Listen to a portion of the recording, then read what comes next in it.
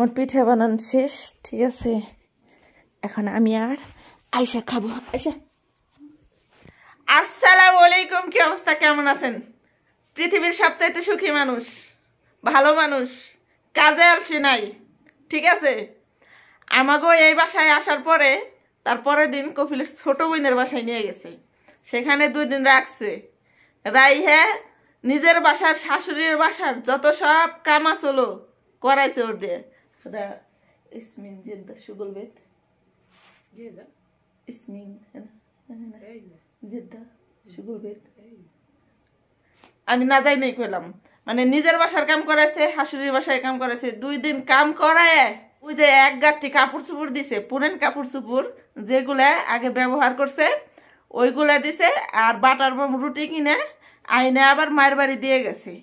2 দিন কাম করান শেষ, আর প্রয়োজন নাই, একক তো ফ্রি খাওয়াইব না। এই মেয়েরারে রাখার কোনো জায়গা পায় নাই, ঠিক আছে। নিজের মানে ওর ম্যাডামের শ্বশুর বাড়ি আছে, সেখানে রাখতে পারে নাই, তারা রাখে না। সে বাড়ি কাজের মানুষ আছে, মানে তার প্রয়োজন নাই। হুদাহুদি খাওয়াইব নাকি? সৌদিকে খাউন খুব হিসেবের, বেতনটাও দেয় হিসেবের। আমরা যে খাই, আমাকে খাওয়া দেহে ওরা আংটা চাংটা করে। ওরা যেগুলো ফালাই দিব ওইগুলো যদি খাই মেয়ে মেয়ে কয়েস, আর যদি না খাই তাহলে ভালো না। ওরে যা দেয় তাই খায়, ও সমস্যা নাই। যাই হোক, কালকে আমাকে বাসায় আইসে, আসার পরে আজকে বিহালে আবার পোলার বাসায় নিয়ে গেছে। পোলার বাসায় কাম টাম করে কি দিয়ে দিছে, ওই যে ওর গলায় চেন দিছে। পোলার বউ, আরেক পোলার বউ, এটা আবার ভালো আছে, এরা বেশি কাম করে নাই। 2টা বাথরুম ধোয়াইছে আর বাড়িঘর মাকনিসা করাইছে, অসুস্থ তো তো ওই চেনটা দিয়ে দিছে।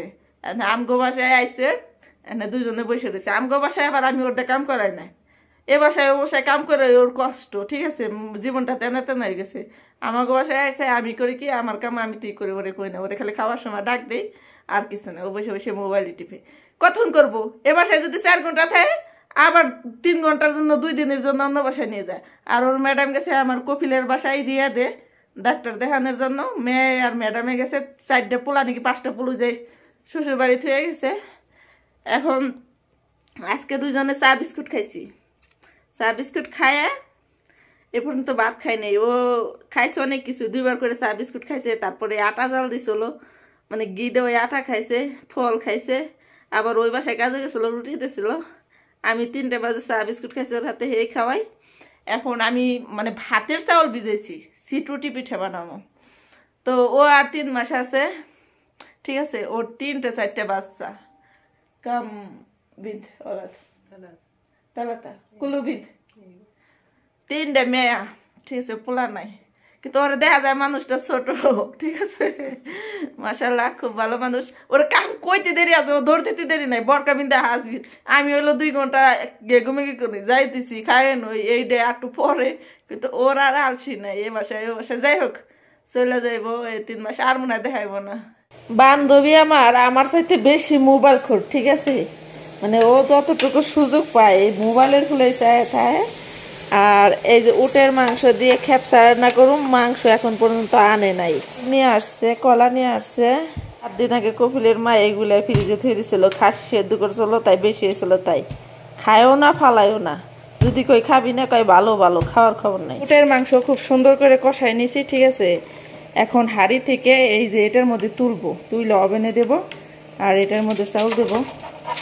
মাশাআল্লাহ মাংসগুলো অনেক সুন্দর। আমরা যারা উটের মাংস না খাইছি মনে করি উটের মাংস না জানি কত স্বাদ, কত জানি মজা। না, গরুর মাংসের উপরে কোনো মাংসই মজা না। উটের মাংস আমার কাছে অতটা ভালো লাগে না। রান্না করতেছি, বসে রয়েছি। মিষ্টি কুটে মেয়ের অভাব নাই। পুত্রে আছে, পুত্রে মিষ্টি ছাড়া পুত্রে আছে। এসব বাসায়, আমাদের বাসায় মেহমান আসলে একটা চিপস নিয়ে যায়। আর সৌদি আমরা বেড়াছে, ঠিক আছে, কুত্তের গো হাতে করে আসে না।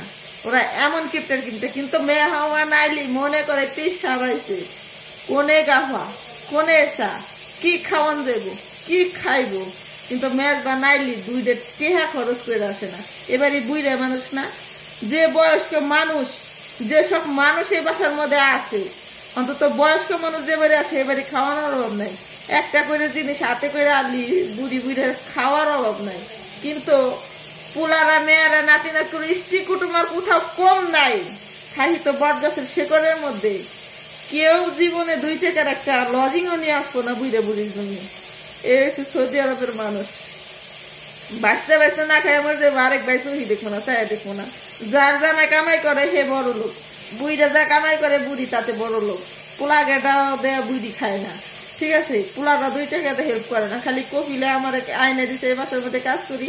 আর মায়ের জ্বালা কো যাবতীয় অনেক গেলি মায়ের কিনে দেয়, এই তো কপিলের কাহিনী। আর 3 ভাই আর মায়ের বাবার কাছ থেকে নিয়ে বিক্রি করে খায়। যে এখানে উটের মাংস সেদ্ধ দিয়েছে এইভাবে পেপার দিয়ে ঢাইকে।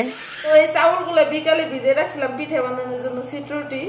তো বাসায় মেহমান আসলে উটের মাংস খেপসা ফাঁকায় খাইলাম, ওই মেয়েটা সহ সবাই মিলে খেপসাই খাইছি পেট ভরা। কিন্তু চাউলগুলো ফ্রিজে তুলেও নষ্ট হয়ে যাবো, ভাবলাম যে দেখি পিঠা হয় কিনা বানায় রাখি, চেষ্টা করে দেখি যে হয় কিনা। কাজ কাম করে কতক্ষণ শুয়ে আসছিলাম, এখন অনেক রাত হয়ে গেছে, রাত 1টা বাজে। এখন আছি পিঠা বানানোর জন্য। এই গুঁড়িটা কি ভাতের চাউলের গুঁড়িটা ব্লেন্ড করে এর মধ্যে তেল দিচ্ছি আর একটু লবণ দিচ্ছি। মাশাআল্লাহ আমি মনে হয় পেরেছি, আমি মনে ও মাগো আমি মনে হয় পেরেছি আমি মনে হয় পেরেছি। এই যে সিটরুটি পিঠা হয়ে গেছে মাশাআল্লাহ। আসলে একটা কথা বলি না, আমি চেষ্টা করলে সবই সম্ভব। এটা হলো ভাতের চাউল, এটা যদি মানে ইর চাউল হয়তো অনেক সুন্দর পিঠা হয়তো। তারপরও বলবো মাশাআল্লাহ, যা হয়েছে আলহামদুলিল্লাহ। এই যে আমার পিঠা বানান শেষ, ঠিক আছে? এখন আমি আর আয়শা খাবো। আয়শা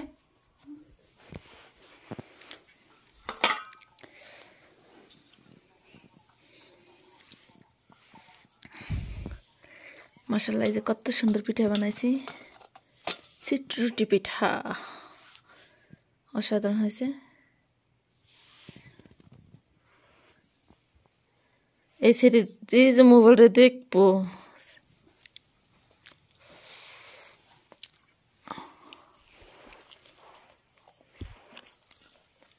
كويس.